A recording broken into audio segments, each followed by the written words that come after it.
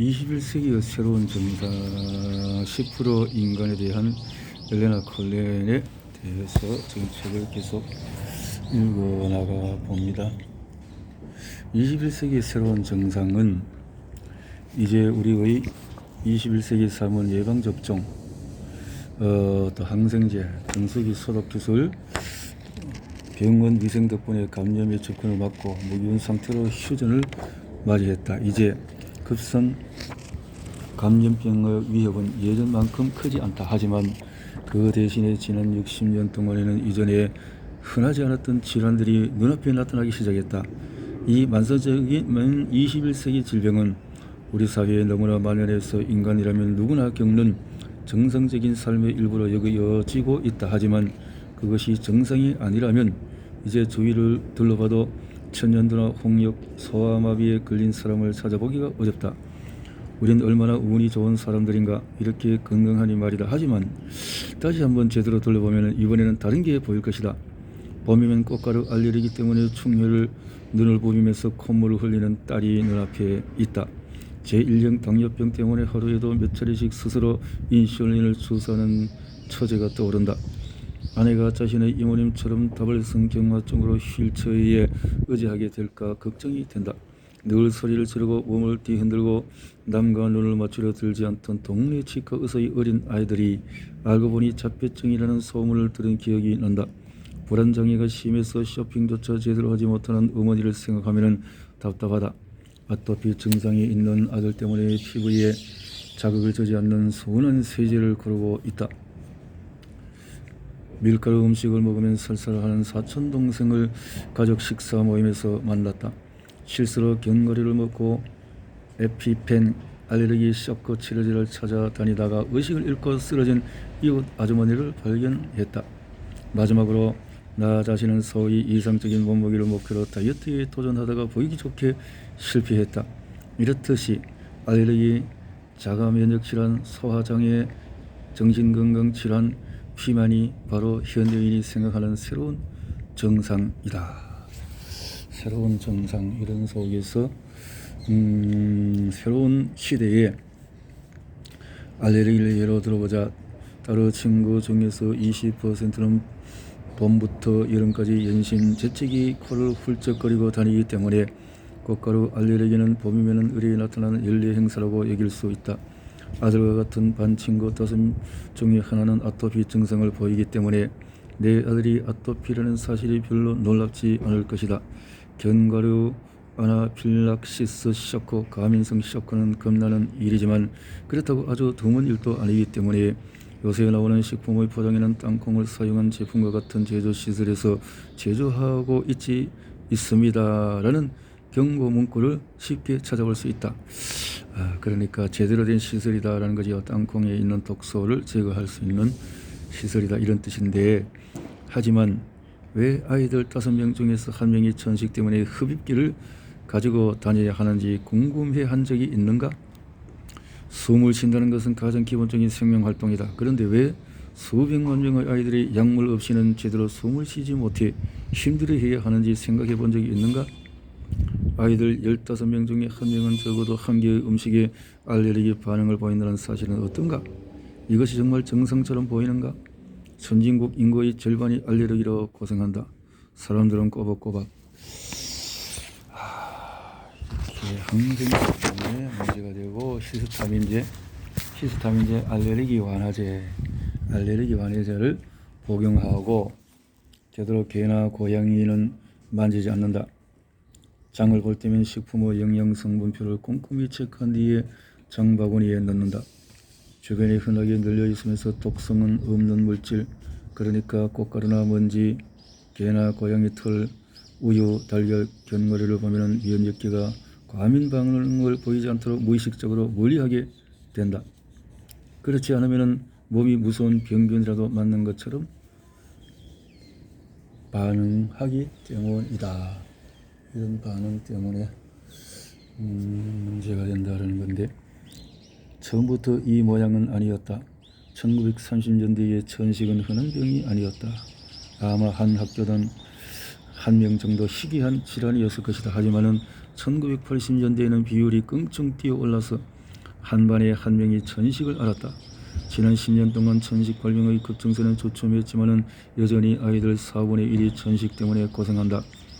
다른 알레르기도 마찬가지다. 예를 들어서 땅콩 알레르기는 지난 세계 말에 겨우 10년 동안 3배로 급증하였고 이후에 다시 5년 만에 2배로 증가하였다. 이제는 학교나 직장에 견과류 금지 구역을 지정할 정도다.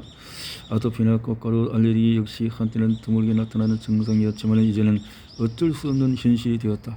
이것은 정상이 아니다. 자가면역 질환은 어떤가? 처제의 인슐린 자가 퇴원한 1000명당 약 4명에게서 일어나는 제1형 당뇨병 환자에게서 자주 볼 수 있다. 자가면역 질환이 나타나게 되는 이 증상들에 대해서 보게 된다. 자가면역 질환들. 이것이 자가면역 질환은 1000명당 약 4명에서 일어나는 것인데 이 아이들에게서 신경을 파괴한 다발성 경화증이라는 병명을 들어봤을 것이다. 이 밖에도 관절을 망가뜨리는 리우마티즘, 관절염, 장을 공격하는 셀리악병, 근육 섬유를 찢는 근육염, 세포를 파괴하는 루푸스 등 80여 종류의 자가면역 질환들이 있다. 알레르기 질환에서 나타나듯이 면역계는 병원균뿐만 아니라 우리 자신의 세포까지도 공격하는 물의 칸으로 변하고 있다. 선진국 인구의 거의 10%가 이런 자가면역 질환을 앓고 있다는 사실은 매우 놀랄만한 일이다. 제1형 당뇨병은 자가면역 질환의 좋은 예다. 제1형 당뇨병은 근본적으로 췌장에 인슐린이 나오지 않는 것이죠. 증상이 확실하여 오진할 확률이 낮고 따라서 상대적으로 수십 년 전 의료 기록도 신뢰할 수 있기 때문이다.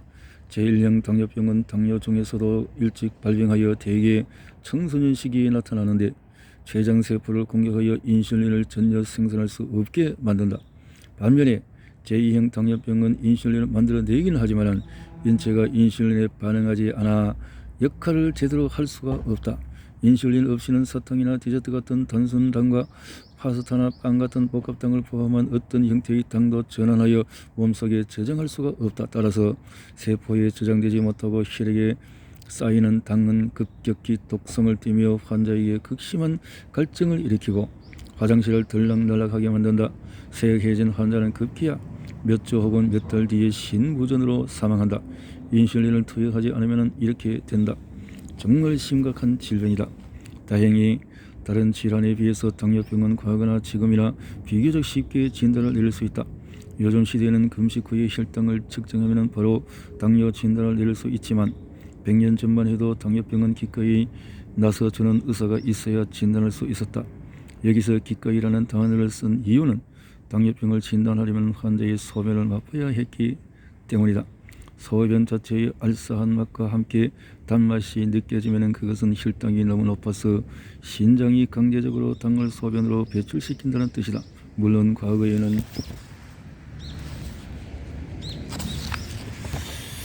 당뇨병인지 모르고 지나간 경우도 많았고 기록되지 않은 발병 사례도 많았을 것이다. 그러나 시간의 흐름에 따라 제1형 당뇨병의 증가는 우리 사회에서 자가면역 질환이 차지하는 위상이 변하고 있다는 것을 믿을 만한 지표가 된다. 서구에 사는 사람 250명 중에 1명은 췌장이 제 역할을 하지 못한다. 따라서 식사 후에 적정량의 인슐린을 투여해야만 섭취한 당을 체내에 저장할 수 있다. 놀라운 것은 역사적으로 이렇게 당뇨 발병률이 높은 적이 없다는 사실이다. 제1형 당뇨병은 19세기에는 거의 존재하지도 않았던 병이다.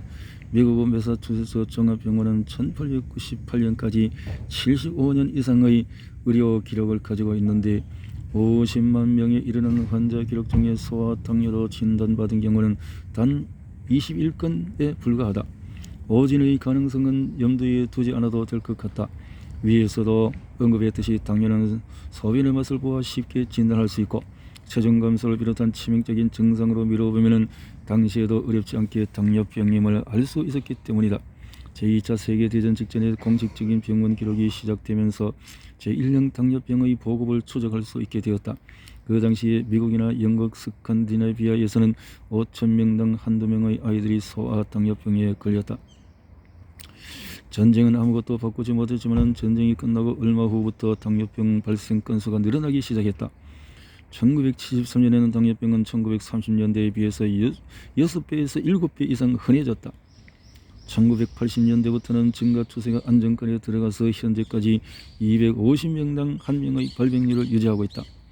다른 자료가 면역 질환 역시 당뇨병과 비슷하게 증가하는 추세를 보인다. 신경계를 파괴하는 다발성 경화증은 밀레니엄 시대에 들어서면서 20년 전보다 2배로 증가했다. 밀가루 성분이 들어가면 즉각적으로 장세포 공격이 들어가는 셀리악병은 1950년대에 비해서 현재는 30에서 40배나 흔한 병이 되었다. 루푸스나 염증성 장질환, 류마티스성 관절염 역시 꾸준히 증가해왔다. 이것은 비정상이다. 세균을 박멸하고 그로 말미암아서 많은 전염성 질병을 없앴는데 지금은 그렇지 않은 속에서 요즘은 또 백신이나 또 이게 세균을 제거하는 것이 너무 과한 것 때문에 문제가 되는데, 그러나 의료계는 여기에 대한 대처가 아직도 옛날과 같은 방식으로 하고 있기 때문에 문제가 커지는 것을 생각하지 않을 할 수 없겠네요. 전염성 질병을 대체하다 그러면 우리가 단체로 벌이는 살과의 전쟁은 어떤가? 서구 세계에 사는 인구의 절반 이상이 과체중 혹은 비만이 하다. 이 책을 읽는 당신 역시 체중과 씨름 중일 거라고 감히 짐작해본다. 이제는 정상 체중인 사람이 오히려 비정상적인으로 보인다는 사실이 놀라울 뿐이다. 옷가게에 서 있는 마네킹의 몸집이 커졌고 텔레비전에서는 체중 감량을 주제로 한 리얼리티 쇼가 인기를 끌고 있다. 이런 변화는 어쩌면 예상된 일인지도 모른다. 통계적으로 보면 이제 비만은 거의 모든 사람에게 현실이다. 하지만 예전에는 이렇지 않았다. 여기에 1930년, 1940년대 짧은 반바지와 수영복을 입고 즐거운 여름을 즐기는 젊은 청춘 남녀의 사진이 있다. 이 흑백 사진 속에 젊은이들은 드러난 갈비뼈와 날씬한 배 때문에 되레 야위고 수척해 보인다. 하지만 아니다. 그들은 현대의인의 군사를 가지지 않았을 뿐이다. 20세기 초반만 해도 사람들의 체중은 거의 변함없이 일정해서 사람들은 그것을 기록으로 남길 생각조차 하지 못했다. 하지만 비만 확산의 진원지인 미국에서는 1950년대 들어서 사람들의 체중이 갑자기 증가하기 시작하자 비로소 체중을 기록하기 시작했다. 1960년대 초반에 미국에서 행해진 제1차 전국 인구 조사에 따르면 성인 13%가 이미 비만 범주에 속했다.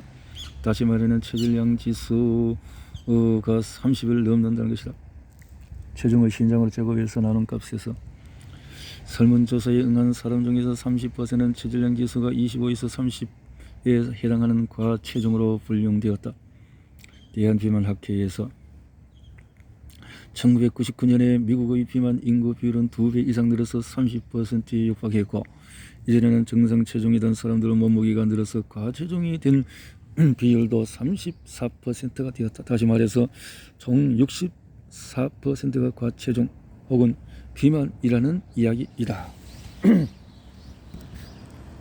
영국도 비슷한 경향을 보이지만 수치는 조금 낮다.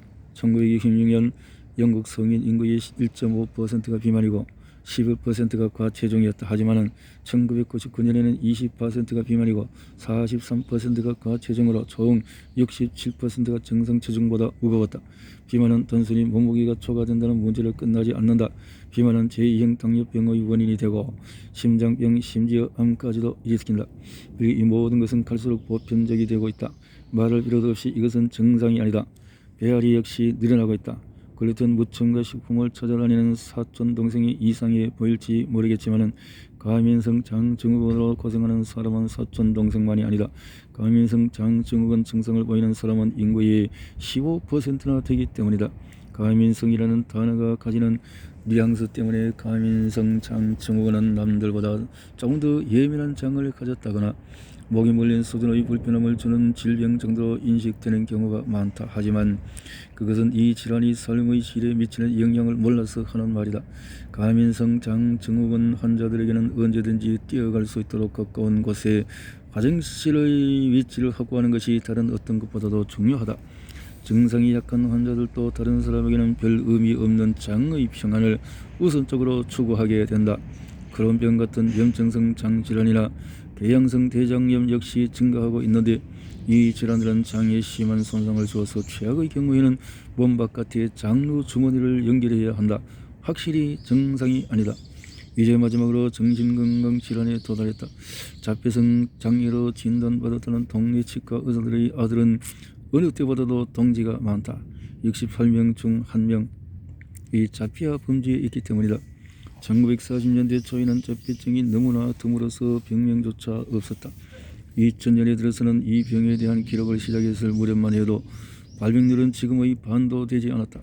자폐증의 발병 수치가 증가한 것은 과잉 진단이나 자폐증에 대한 인식이 확산하였기 때문이라는 것은 틀린 말은 아니다. 하지만 대부분의 전문가들은 자폐증의 급증이 사실이라는 데 동의한다. 변화는 분명히 일어나고 있다. 주의력 결핍 장애, 투렛 증후군, 강박 장애 역시 증가하고 있다. 우울증이나 불안 장애 역시 마찬가지이다. 이러한 정신적인 고통의 증가는 정상이 아니다. 이런 질환이 이제는 매우 정상적으로 보이기 때문에 아마 이 질환들이 우리 증조 할아버지나 그 이전에 살았던 조상 어르신들은 아예 들어본 적도 없는 새로운 병이라는 사실은 깨닫지 못했을 것이다. 심지어 의사들도 그들이 치료하는 병의 역사에 대해서는 잘 알지 못하고 그저 현재의 의료 경험을 바탕으로 훈련을 받는다. 과거에는 청소염이 흔하지 않았다는 사실이 오늘날 의학계에서는 거의 잊힌 것처럼 일선에서 일하는 의료 종사자들에게 가장 중요한 것은 현재 자신이 담당한 환자의 병을 고칠 수 있는 치료법이다. 병의 기원을 알고 이해하는 것은 그들의 책임이 아니다. 마찬가지로 집단 내 발병률의 변화 역시 그들에게는 부수적인 문제일 뿐이다. 21세기의 인간의 삶은 19세기와 20세기에 일어난 4가지 의료 보건 혁신 이후로 크게 달라졌다. 그리고 사람들이 걸리는 질병 역시 달라졌다. 하지만 우리의 21세기형 질병은 원래 전염성 질병 뒤에 감추어졌다가 이 질병들이 사라지면서 무대 위로 올라온 것이 아니다. 그것은 현대인이 살아가는 방식이 변하면서 새롭게 발생하여 전염성 질병을 대체하게 된 종합질병 세트이다. 그렇다면 서로 반의해 보이는 21세기형 질병들을 어떻게 하나로 묶을 수 있을까?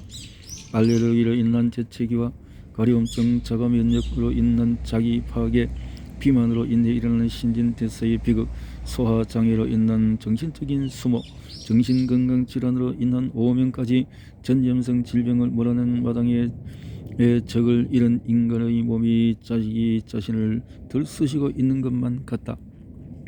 그저 선수의 새로운 운명을 받아들일 수도 있다. 적어도 병원균이 판치던 세상에서 벗어나 장수할 수 있게 된 것에 감사하며 살아도 좋다. 하지만 대신 우리는 이런 의문을 던질 수도 있다.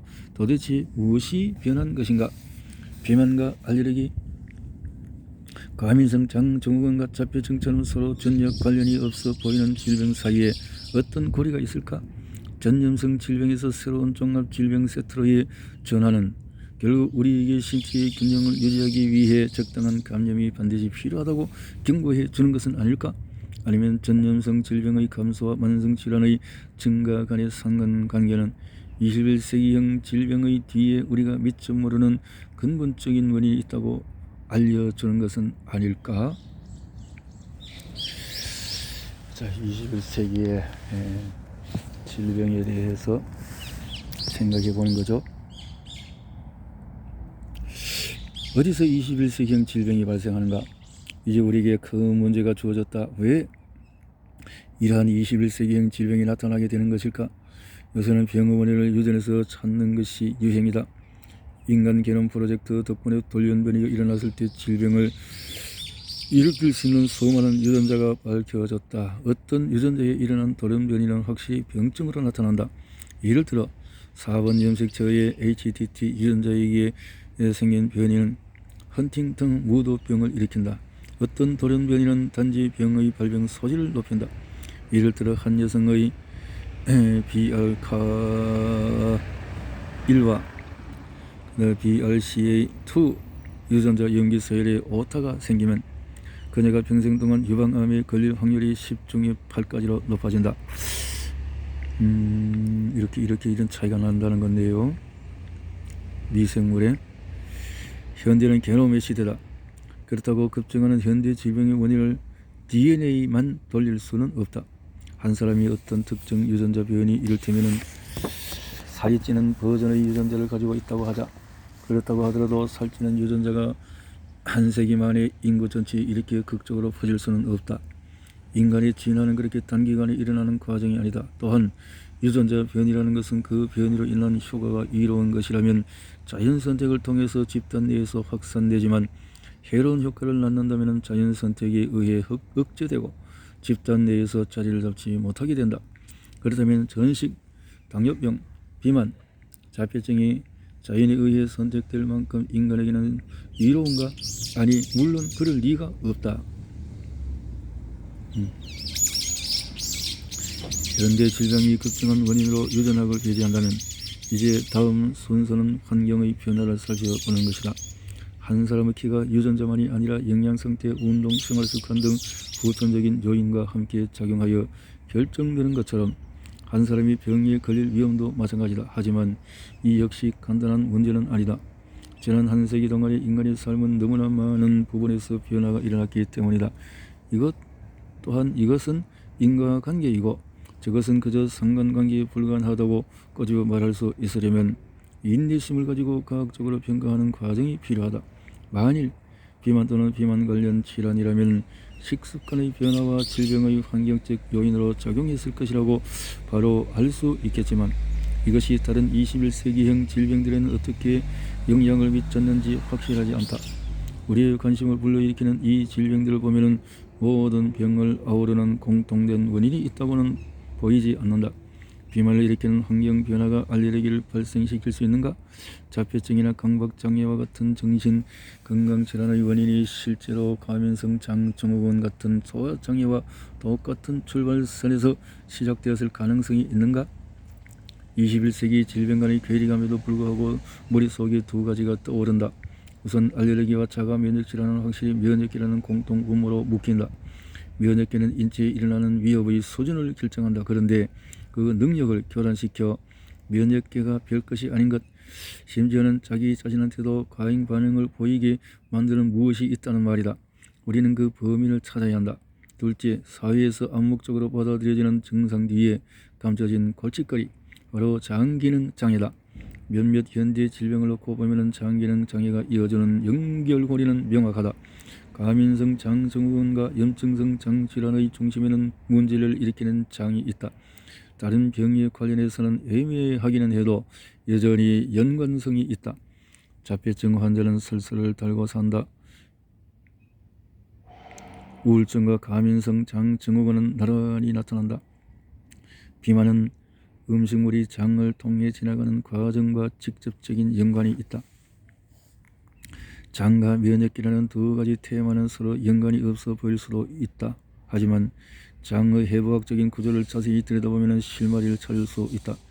많은 사람이 면역하면 백혈구와 림프절을 떠올린다. 하지만 백혈구와 림프절은 면역계가 가장 활발히 움직이는 곳은 아니다. 사실 인간의 장에는 인간은 인체의 모든 부분을 합친 것보다도 더 많은 면역세포가 존재한다. 약 60%의 이런 면역 조직이 창자 주변, 특히 소장의 끝부분에서 맹장과 충소로 이어지는 구역에 밀집해 있다. 우리는 흔히 인체와 바깥 세계를 갈라놓는 벽으로 피부를 생각하기 쉽지만 사실 우리 몸은 피부 표면적 1제곱센티미터당 2제곱미터의 장벽이 있다.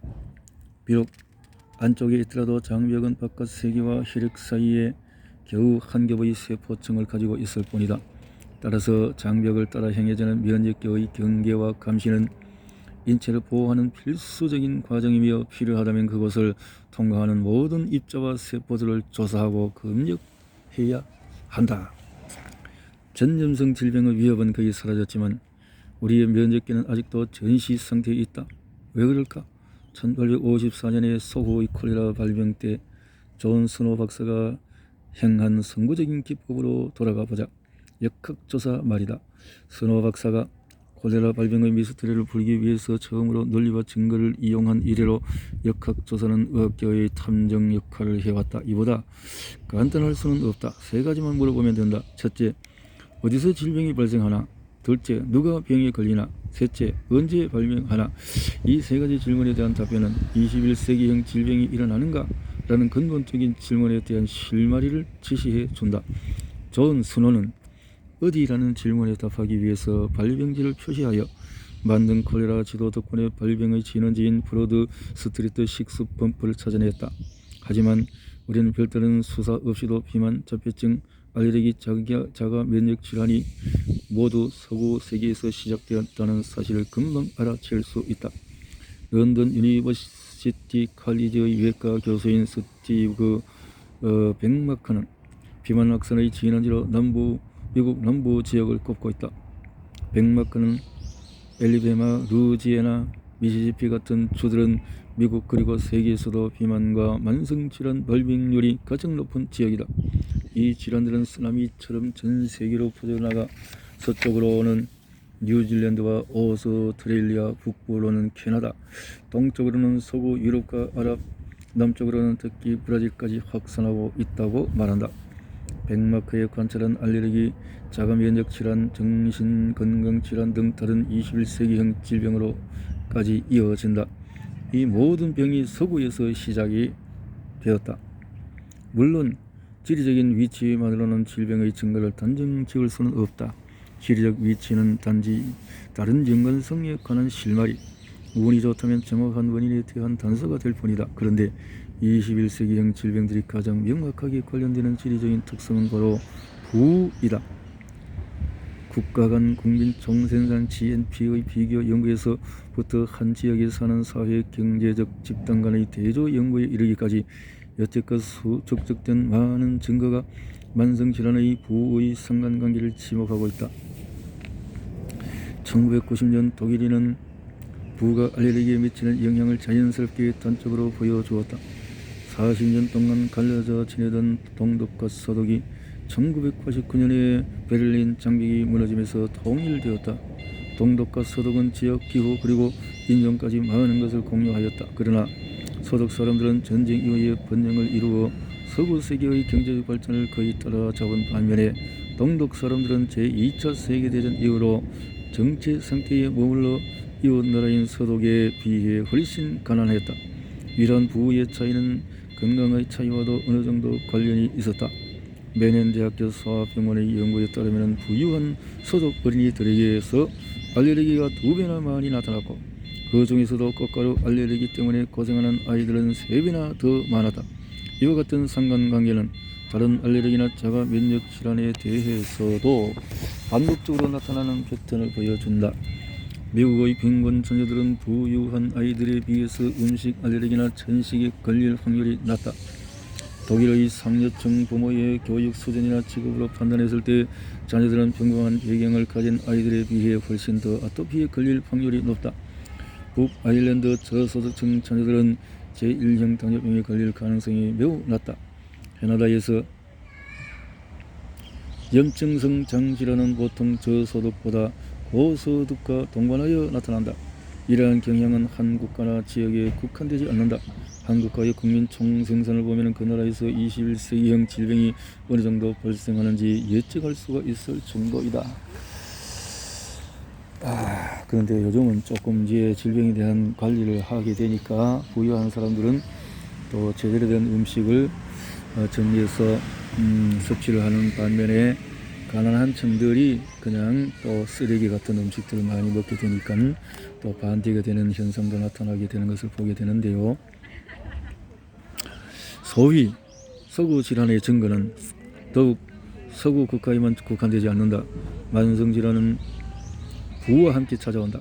개발도상국들이 경제적으로 성장하면서 문명병이 퍼지기 시작했고 서구 세계의 문제로 시작한 것이 지구의 나머지 반까지 둘러싸며 위협하고 있다. 선두를 달리는 것은 비만이다. 비만증은 이미 개발도상국을 비롯해서 세계 인구의 절대 다수에 영향을 끼치고 있다. 비만의 뒤를 이어서 비만과 관련된 질환, 이를테면 심장병이나 제2형 당뇨병이 바짝 쫓아오고 있다. 전신이나 아토피 같은 알레르기성 장애 남아메리카, 북유럽, 아시아의 중산층 국가들 사이에서 증가하며 21세기형 질병 확산의 중심에 서 있다. 자가면역 질환이나 행동학적 질환들은 조금 뒤처져 보이지만 특히 브라질이나 중국을 비롯한 상위 중상소득 국가에서 흔하게 나타나고 있다. 가장 잘 사는 나라들에서는 21세기형 질병의 증가 추세가 정체기에 도달한 한편 다른 지역에서는 이러한 질병들이 상승세를 타기 시작했다. 21세기의 질병만 놓고 본다면 더는 위험한 것이다. 연봉이 얼마나 높은지, 이웃이 얼마나 부유한지, 나라가 얼마나 잘 사는지 등등 이 모든 것이 그 한 사람이 처한 건강 위험도에 기여한다. 그러나 물론 부자가 된다고 해서 다 아부다는 것은 아니다. 돈으로 행복할 수는 없지만 깨끗한 물, 감염병으로부터의 차단, 열량과 영양이 풍부한 음식, 교육 여건, 바람직한 직업 환경, 핵가족, 멀리 떨어진 곳에서의 휴가, 그리고 기타 많은 좋은 것들을 구할 수 있기 때문이다. 하지만 어디에서 질병이 발생하는가에 대한 우리의 질문은 현대인의 역병이 시작된 위치뿐만 아니라 만성적인 건강장애를 불러일으키는 것은 바로 돈임을 말해준다. 흥미롭게도 부가 증가할수록 건강이 나빠진다는 공식은 부가 최정점에 이르는 순간에 더 이상 적용할 수 없게 된다. 가장 잘 사는 나라의 가장 잘 사는 사람들은 만성질환의 유행에서도 자신들을 안전하게 지킬 수 있는 것처럼 보이기 때문이다. 부자들의 전유물로 시작된 담배, 배달음식, 즉석식품 같은 것들이 이제는 가난한 사람들의 주식이 되었다. 반면에 유박한 사람들은 최신 건강 정보를 쉽게 접하고 가장 최고의 의료 서비스를 받으며 건강을 유지하기 위해서 선택의 자유를 누린다. 개발도상국에서 체중 증가와 알레르기는 사회의 가정 부유층에서 일어나는 반면에 선진국에서 비만과 만성질환에 시달린 사람은 빈곤층이다. 그렇죠. 이렇게 선진국과 개발도상국의 차이가 이렇게 차이가 난다라는 거죠. 이렇게 차이가 나는 것을 볼 수가 있는데, 누가 그러면 21세기의 질병을 왜 걸리느냐 하는 것인데, 21세기 질병은 그러면 누가 걸리냐, 이제 우리는 누가 병에 걸리느냐, 그러면 어떤 사람들은 남보다 더 병에 잘 걸리기 쉬우냐, 이것은 참 좋은 질문이다. 1918년 제1차 세계대전이 끝난 후에 세계를 휩쓸었던 유행성 독감으로 인해 1억에 가까운 사람들이 사망했다. 오늘날의 의학 지식이 있었다면 병에 걸린 사람이 누구인지 파악함으로써 사망률을 상당히 낮추었을지도 모른다. 독감은 대개 사회의 취약증인 노약자와 환자들을 사망에 이르게 하지만 1918년 독감 유행 때는 주로 건강한 젊은이들이 표적이 되었다. 이 희생자들은 인생의 전성기 독감 바이러스 때문이 아니라 바이러스를 제거하려다가 면역계에 의해 고삐가 벌린 사이토카인 발작 때문에 죽었다. 지금도 백신이 문제가, 이역이 문제가 있는 거죠. 사이토카인은 면역 반응을 높이는 면역 전달 물질로 어떤 상황에서는 의도하지 않게 감염자 치보다도 훨씬 위험한 반응을 촉발할 수 있다.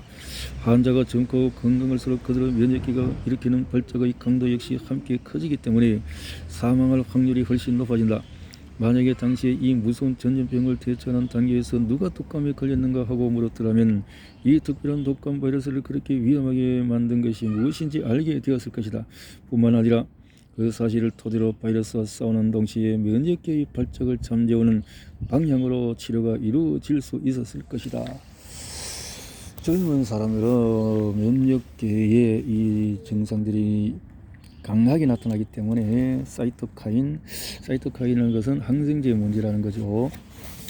우리는 누가라는 질문을 나이, 인종, 성별 이렇게 세 부분으로 나누어 살펴볼 것이다. 첫째, 21세기형 질병에 주로 걸리는 사람의 연령대는 어떻게 되는가? 둘째, 이 질환들은 인종별로 어떻게 다르게 나타나나? 셋째, 남녀 똑같이 병에 걸리는가? 나이부터 시작해보자. 유독 의료 서비스가 훌륭한 선진국에서 발생하는 병이 있다면 그 병의 원인은 바로 노화라고 생각하기 쉽다. 부유한 나라에서 평균 수명보다 훨씬 오래 살면서 생기는 질병이라면 아마 노화의 결과로 나타난 병일 거라고 추측하는 것이 자연스러우니까 말이다. 그러나 다면은 지금 70대 80대 연세에서도 건강하게 잘 살고 계시는 많은 어르신들이 나이가 들었다는 이유만으로 조만간 몸이 편찮아지실 거란 말인가? 20세기를 거치면서 마침내 인간이 병원균에 의한 죽음의 늪에서 벗어났을 때 병원균이 떠난 자리를 채울 무언가가 등장해 인간에게 다른 방식으로 죽음과 고통을 가져올 것이라는 불길한 예감은 틀리지 않았다. 하지만 우리가 현재 직면하는 많은 질병은 단순히 길어진 기대 수명에 의해 발생한 노인병이 아니다. 물론 적어도 암은 노화한 신체에서 세포 복제 과정에서 문제가 생기면서 일어나는 병이기 때문에 암의 증가는 부분적으로 수명의 증가와도 관련이 있다고 말할 수 있다. 하지만 다른 21세기형 질병들은 모두 노화와 관련된 병은 아니다. 사실 대부분의 21세기형 질병은 전염성 질병이 우세하던 시기에는 상대적으로 발병률이 낮았던 어린이나 청년들을 대상으로 나타나고 있다. 음식 알레르기, 아토피, 피부 알레르기 대개 태어나자마자 또는 출생 후에 몇 년 안에 시작이 된다. 자폐증은 전형적으로 걸음마를 배우는 시기에서 나타나서 5세 이전에 진단을 받는다. 자가면역 질환은 어느 나이대에 발병할 수 있지만 젊은 나이에 나타나는 경우가 많다. 예를 들어 제1당뇨병은 어른이 되어 발병하는 경우도 있지만 전형적으로 어린이나 사춘기 아이들에게 나타난다.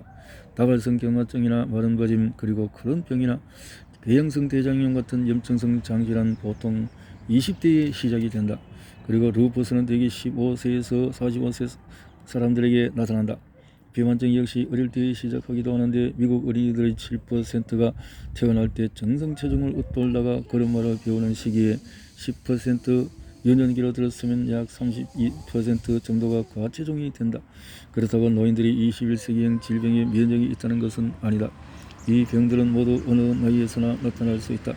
그러나 특히 어린이와 젊은이들이 질병의 표적이 된다는 사실을 보면 이 질병을 촉발하는 것이 노화 과정은 아님을 알 수 있다.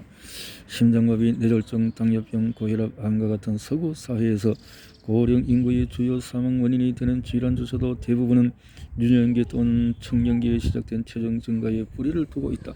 우리는 이 질환으로 인한 죽음을 늘어난 수명 탓으로 돌릴 수는 없다. 왜냐하면 전통적인 사회에서 옛날 방식으로 살고 있는 80, 90대 노인들은 소위 이런 노인병으로 세상을 떠나는 일이 별로 없기 때문이다. 21세기형 질병은 인구 통계에서 급증하는 상위층, 즉 노인 인구에 제한되는 것이 아니라 그보다는 1918년의 독감에서 생의 정점에 서 있는 사람들을 공격한다. 이제 인종에 대하여 살펴보자. 북아메리카, 유럽, 호주를 위시하여 서구 세계는 대개 백인들이 차지하고 있다. 따라서 이러한 새로운 건강 정점들이 실제로는 백인이 가진 유전적인 소인으로 일어난다고 생각할 수도 있다. 하지만 이 대륙 안에서 비만, 알레르기, 자가면역 질환 또는 자폐증의 발병률이 일관되게 백인에게만 높게 나타나는 것은 아니다.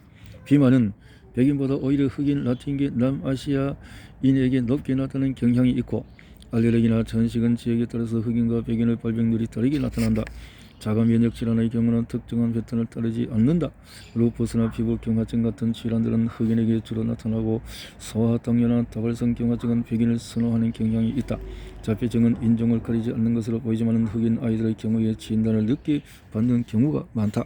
인종적 차이점처럼 보이지는 것이 실제로는 각 인종이 가진 유전적 소인 때문이라기보다 부나 주거 환경 같은 다른 요인에 기인하는 것은 아닐까. 그렇다는 거죠. 신뢰할 만한 통계 연구에 의하면 미국의 흑인 아동에게서 다른 인종들보다 전식 발병의 비율이 높은 이유는 인종 때문이 아니라 흑인들이 대체로 모인 아이들에게 전식이 흔하게 나타나는 도심 지역에 밀집하여 거주하기 때문이라는 사실이 밝혀졌다. 실제로 아프리카에서 자라는 흑인 어린이에게 발생하는 전식의 비율은 대부분의 미개발 국가에서 다른 인종에게 나타난 발병률과 비슷한 수준으로 낮게 유지되었다. 그렇다는 거죠. 민족성과 환경이 21세기형 질병을 일으키는 주요 요인이 되는지 확인할 수 있는 가장 간단하고 확실한 방법은 이민자들의 건강 변화를 관찰하는 것이다. 1990년대 소말리아에서 일어난 내전으로 많은 사람들이 소말리아를 떠나서 유럽이나 북미로 이주했다. 하지만 자국의 혼돈에서 탈출한 소말리아 난민들의 새로운 전장에 맞닥뜨리게 되었다. 본국인 소말리아에서는 자폐증의 발병이 극도로 낮았던 반면에 소말리아 이주민 사회에서 태어난 아이들의 자폐증 발병 비율은 본토에 남아있는 아이들의 발병 비율을 빠르게 추월한 것이다. 캐나다 토론토에 있는 대규모 소말리아 공동체에서는 자폐증을 서구병이라고 부른다. 왜냐하면 꽤 많은 이민 가정에서 자폐증이 나타났기 때문이다. 스웨덴에서 정착한 소말리아 난민의 경우도 마찬가지다. 소말리아 이주민 자녀들은 스웨덴 아이들과 비슷한 비율로 자폐성 장애를 가지게 되며 이는 본토 어린이와 비교하면 서너 배나 높은 수치다. 그렇다면 인종 차이는 지역의 차이보다도 오히려 덜 중요하다고 결론을 내릴 수 있겠다. 그렇다면 누구라는 질문의 마지막 대상인 성별은 어떠한가? 남녀가 똑같은 병에 걸리는가? 일반적으로 여성이 더 강한 면역 체계를 갖추었다고 하는 사실은 남성 독감을 목격한 사람이란 누구나 자연스럽게 수긍할 것이다. 그러나 안타깝게도 이러한 면역 관련 만성질환의 확산과 관련하여 여성의 면역 우위성은 도리어 불리하게 작용한다. 남성은 그저 가장 약한 감기에 굴복하고 마는 것 같지만 여성은 그들 면역계의 눈에만 보이는 악마와 싸우기 때문이다. 자가 면역 질환은 성별의 차이에서 가장 다양한 패턴을 보인다. 일부 질환은 남녀 모두에게서 비슷하게 나타나거나 남성에게서 더 흔하게 나타나지만 많은 경우에 여성에게서 압도적으로 높은 비율로 나타난다. 알레르기성 장애는 어릴 적에는 여자아이보다는 남자아이에게서 더 흔하게 나타나지만 사춘기 이후에는 여성에게서 더 많이 발생한다. 장질환 역시 남성보다도 여성에 더 많다.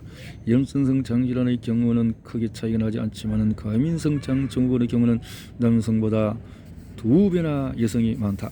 놀랍게도 비만증 여성 남성보다 여성이 더 영향을 받는 것으로 보인다. 특히 개발도상국에서는 이러한 경향이 더 두드러진다. 그러나 체질량 지수가 아닌 다른 방식으로 비만을 측정하면, 예를 들어서 허리 둘레로 측정하면 실제로 남녀 모두 똑같이 위험한 수준으로 체중이 초과되고 있음을 알 수 있다. 이와 비슷하게 우울증이나 불안장애, 강박장애 같은 정신건강질환 역시 남성보다 여성에게 더 많이 일어난 것처럼 보인다. 하지만 남성의 경우 우울하다는 자신의 감정을 솔직하게 인정하지 않는 경향이 부분적으로 차이를 만들어낼 수 있다고 본다. 자폐증의 경우에 부담을 더 안는 것은 남성으로 여자아이보다 남자아이가 자폐증에 걸릴 확률이 5배나 더 높다. 알레르기처럼 어릴 때 발병하는 경향이 있는 자폐증에서 발병 시기가 사춘기 이전이라는 사실이 중요하다. 성호르몬의 영향이 없는 상태에서 병이 시작되기 때문에 다른 질병에서 나타나는 여성 편향이 크게 두드러지지 않는다고 해석할 수 있다. 유독 여성이 21세기형 질병의 타깃이 된다는 사실 뒤에는 여성의 강한 면역계가 자리 잡고 있다. 알레르기나 자가 면역 질환처럼 면역계의 과민 반응과 관련된 질병의 경우 강한 면역계가 훨씬 강도 높은 반응을 보일 가능성이 크기 때문이다. 물론 성호르몬 유전, 생활습관의 차이 역시 중요한 역할을 할 것이다. 하지만 왜 여성이 더 심하게 영향을 받는지 정확한 원인은 아직 모른다. 그 이유가 무엇이든 간에 이 현대인의 전염병에서 나타나는 여성 편향은 그 안에서 면역계가 근본적인 역할을 하고 있음을 강조하고 있다. 21세기형 질병은 노인병이 아니고 유전병도 아니다. 비약하자면 21세기형 질병은 젊은이, 부유층, 그리고 면역이 강한 사람들, 특히 여성이 걸리는 병이다. 병이라기보다는 면역의 증상이고 이것은 그 증상을 통해서 싸워서 나가는 전투의 어떤 모습이다라고 말하는 것이 더 맞겠다라는 생각도 듭니다.